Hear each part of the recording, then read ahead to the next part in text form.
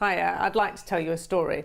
Once upon a time when we were little, I remortgaged my house to fund the establishment of a new branch of Diamond. This cost me £30,000, but my salesperson in Guildford was convinced about the extension of territory, so I thought I'd support him.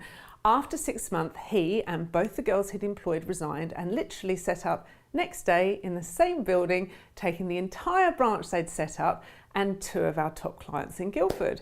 My revenues plunged by 1/3. I was left with the debt for the establishment of his business and no means to fight the person in court because we were rendered brassic, really. Recently, I had a franchise sell his goodwill to another franchise of mine.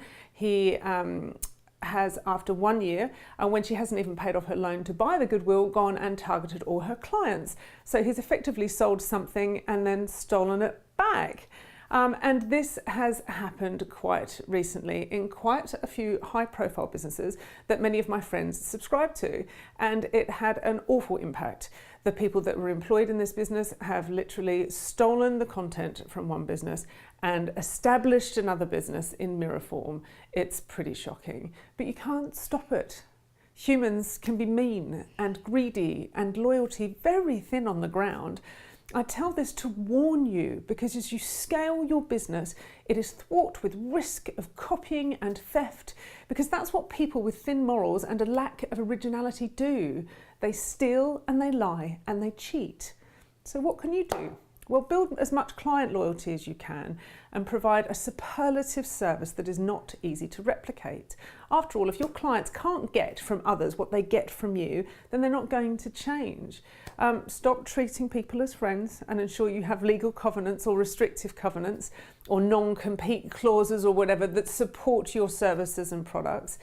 And keep a war chest aside, which you can fight the sods with that slip through, whether through legal means or a sales campaign to propel yourselves over and above the new competition. You need to go into retaliation mode and fight, which is what I do now if anybody acts outside the confines of not only our legal covenants, but any moral codes we have too. And you're going to have to steel yourself emotionally. The first time I was betrayed, it felt like, oh my gosh, it hurt. I've always been like fair and giving and kind. I even babysat his kids once. So to be treated like that and for him to be trading now adds insult to injury. But you get over it. If you're good enough, you'll build a business over and above it, and eventually you can win. It's best to remain a little detached and somewhat expectant of this, to be frank, to preserve your inner you, because it happens everywhere. I can count hundreds of courier companies that were born from other courier companies, where staff just walked with the client base, for example. So just beware, make sure you cover yourself legally, you've got the means to fight it, and most importantly, build loyalty with your clientele or the uniqueness of your product or service delivery that your competitors cannot replicate to safeguard your business. Take care. Oh, and good luck. And watch out, the dodgy little buggers are everywhere.